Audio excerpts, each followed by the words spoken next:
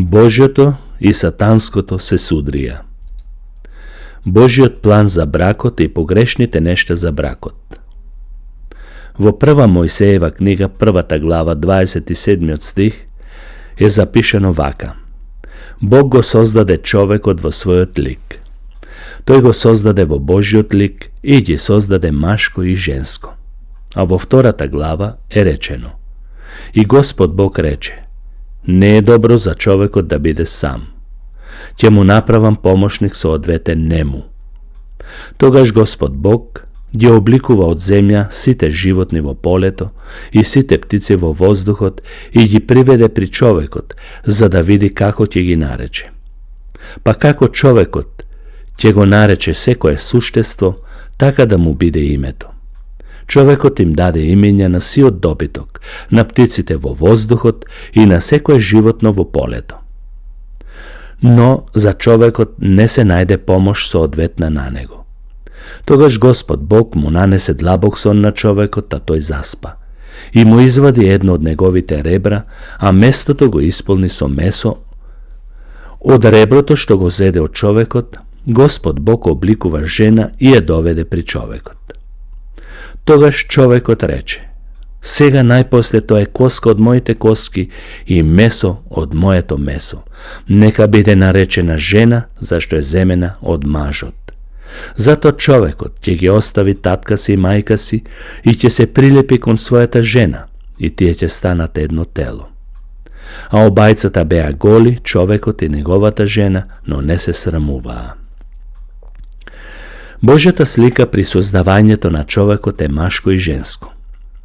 Тоа се рефлектира во соединување меѓу маж и жена, каде што совршено се изразува Божјата творечка моќ и неговата морално-етичка природа.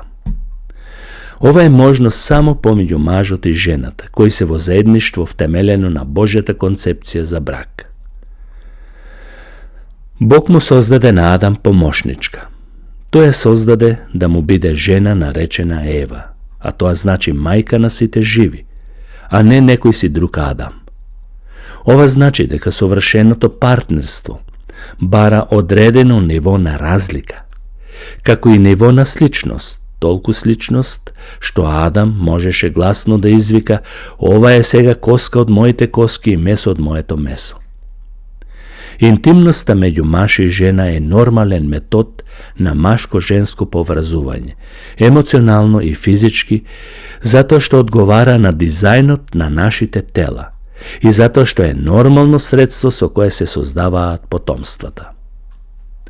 Ако Бог имал намера човечкиот род да се намножува преку природниот однос на мажот и жената и преку содомијата, тој би ги дизајнирал нашите тела да дозволуваат репродукција преку двата начина и би ги направил и двата начина здрави и природни за размножување на човечкиот род. Но содомијата носи висок ризик на болести. Не е природно. За ова нешто пишува апостол Павле во Римјаните првата глава, каде што се вели дека содомските луѓе во своите тела ја добиваат соодветната казна за нивната заблуда. Различни студии покажуваат дека содомското однесување ги прави и мажите и жените ранливи на болести и го намалува животниот век. Тука не би сакал да цитирам одредени медицински институции и компании кои го потврдуваат тоа. Што учи Исус во врска со тоа? Исус одговори и рече: Зар не сте читале дека оној кој ги создаде во почетокот ги создаде машко и женско? И рече: Затоа мажот ќе ги остави таткото и мајката и ќе се прилепи до својата жена, и обата ќе бидат едно тело. Така што не се веќе двајца, туку едно тело. И така тоа што Бог го соединил, човекот да не го разделува. Тоа е запишено во Матеј 19 глава. А во Марко 10 глава 6 стих ни се вели вака: Но во почетокот на создавањето Бог ги создаде машко и женско. Кога на Исус му биле поставувани прашања во врска за бракот, тој веднаш ги цитирал стиховите во Битие кои велат дека бракот е помеѓу маж и жена и треба да трае доживотно. Тој ги видел извештаите за создавањето во Битие како авторитет и во негово време, потврдувајќи дека тоа е така и така ќе остане до крајот на светот. А она што е авторитет за Исус е меродавно и прифатливо и за нас христијаните во денешно време. Без разлика на општествените промени кои се случуваат денес во светот. Овие стихови што ги цитира Исус од Битие се фундаментални и темелни стихови за бракот кои не оставаат никаков сомнеш да се размислува поинаку. Што вели Библијата во писмата на апостол Павле? Во Римјаните 1 глава тој убаво вели: затоа Бог таквите содомски луѓе ги предаде на срамни страсти. Нивните жени го заменија природното општење со неприродно. Мажите исто така го оставија природното општење со жена и се распалија со сладострасност еден кон друг, правејќи мажи со мажи срамни работи, добивајќи заслужена плата во себе за својата заблуда. Потоа истиот апостол во 1 Коринќаните 6 глава вели: не знаете ли дека неправедните нема да го наследат Божјото царство? Не лажете се, ни блудниците, ни идолопоклониците, ни прелюбниците, ни мекушците, ни изопачените мажи, тоа се содомци, ни кратците, ни лакомците, ни пијаниците, ни клеветниците, ни разбойниците, тие нема да го наследат Божјото царство. Потоа во прва книга Тимотеј 1 глава Павле вели понатаму вака: знаејќи го ова, дека законот не е воспоставен за праведникот, туку за беззаконници и непокорни, за безбожници и грешници, за несвети и нечисти, за убијци на татковци и убијци на мајки, за оние кои убиваат луѓе, за блудници и за мажи кои се полови изопачени, содомци, за трговци со робови, за лажливци и за оние кои се колнат лажно, и за се друго што е противно на здравата наука. Овие неколку стихови укажуваат дека содомските дела се неприродни, срамни, спротивни на здравото учење, на совеста и се дава на знаење дека за таквите нема влез во Божјото царство. Ако имаше влез во Божјото царство и за таквите, тогаш тоа ќе беше нешто исправно.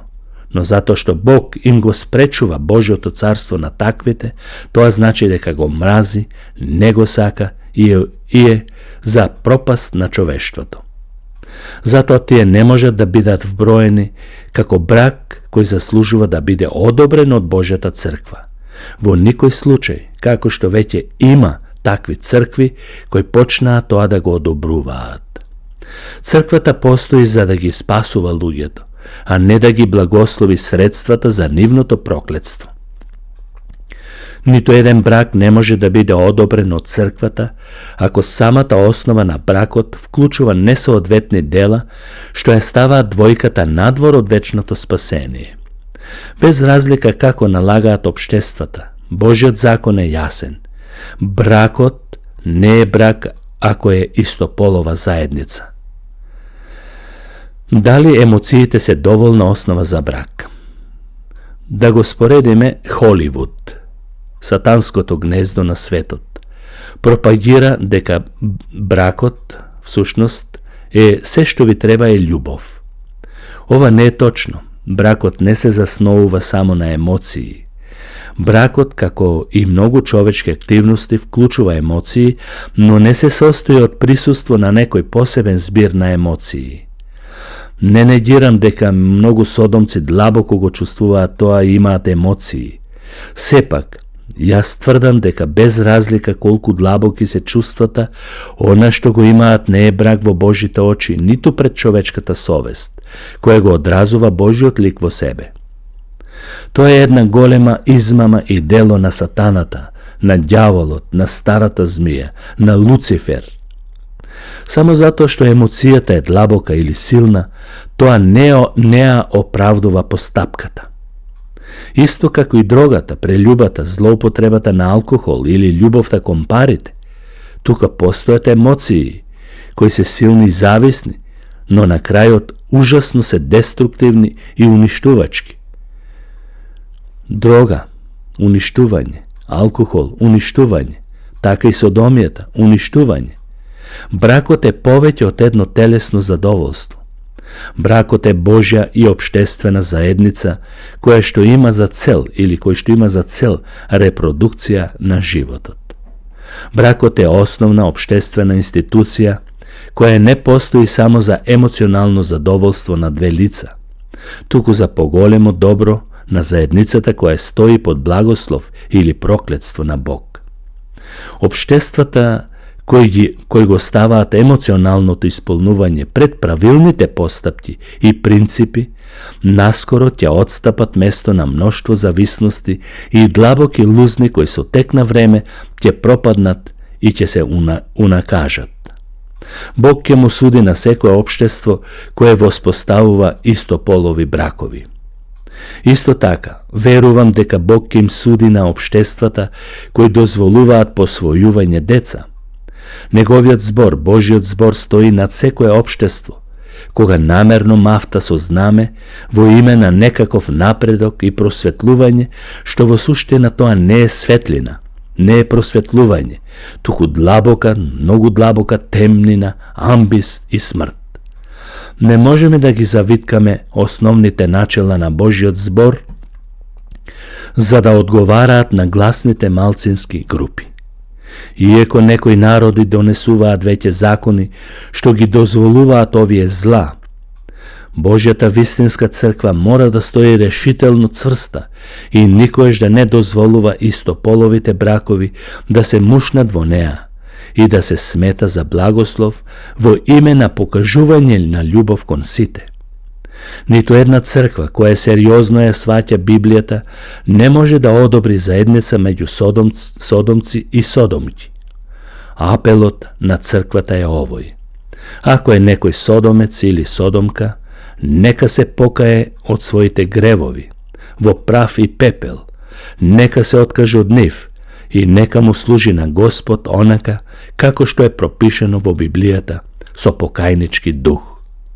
Секоја друга алтернатива без покаяние е исклучена за одобрување. Љубов кон секое човечко суштество, но Божиот збор е над секоја човечка емоција која не ги одразува Божите стандарди. Бог да им се смилува на мнозина кои западнале во измамата на гревот во денешно време. Амин.